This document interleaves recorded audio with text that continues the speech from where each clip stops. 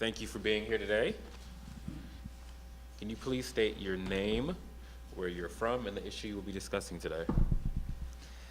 My name is Sarah Wolcott, and I come from California, and I'm going to be talking about the drought and the fires that have been happening across California. So what has happened is that during this past really bad drought, thousands and thousands and thousands of acres have experienced 5 years of not having enough water. And I had all these super cool slides because it's actually kind of hard to describe a drought except to say it's really bad unless you're looking at slides. But it's really bad. And you get lots of pictures of reservoirs that are almost non-existent. The way in which California has dealt with this is that it's been draining its underwater supply.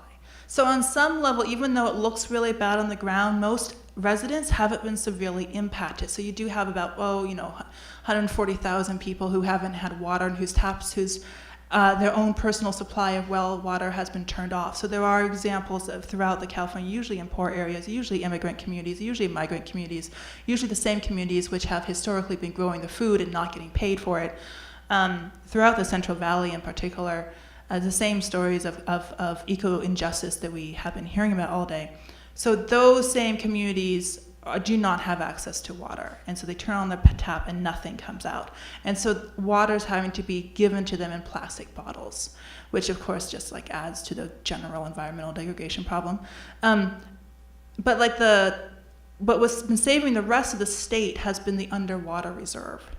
And right now the thing is we don't actually know how much water is left. It's almost impossible scientifically to tell if we have 50%, 30%, 10%.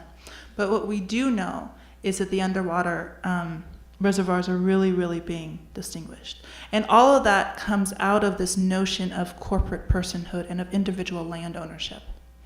And so when we talk about ExxonMobil, we gotta say, even if we were even if ExxonMobil was going to give some of the harshest to actually repay the people for what they have lost. And if they could be held responsible and to give to all of the people in California, regardless of whether or not they are legal or illegal residents, which would be wonderful, everything that they are owed, and actually give them free water, which has been what the state has essentially given to the corporations, has been essentially free water, even as their own reservoirs are being depleted. Until we actually deal with corporate personhood law, another corporation is going to come and take their place. And it's not, and we should absolutely target each one, but we got to recognize that this is part of a systemic problem that is written into our constitutions.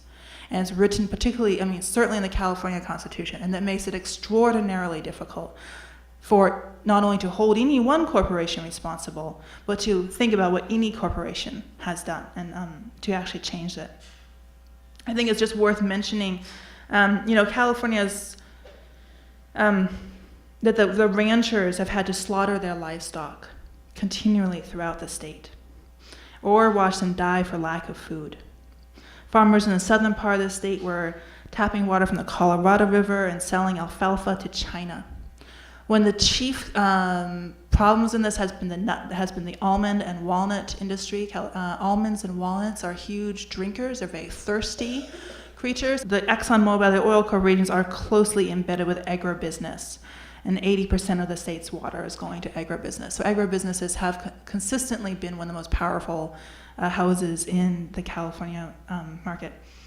Given how little water we know is left, and given how much the ice caps are probably not going to be there the next time the next drought comes, I would say that the future of California is very, very thirsty. Can you comment on the morality of planting water-intensive crops in a drought and digging to leave aquifers empty? Can you also comment on bottled water companies shipping water they get for free across the country?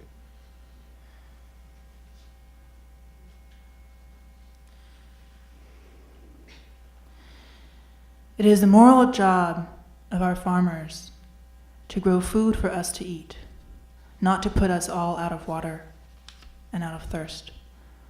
It is immoral to grow those foods which make us thirst. You can't do that. And what was the second question?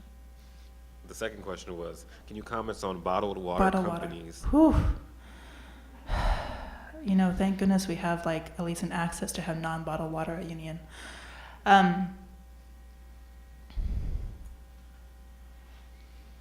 To take oil from the ground and to bound it into plastic and to then sell water, which is free, in something that comes from and then putting something that is free into something which is costing people their lives is a deeply immoral thing to do.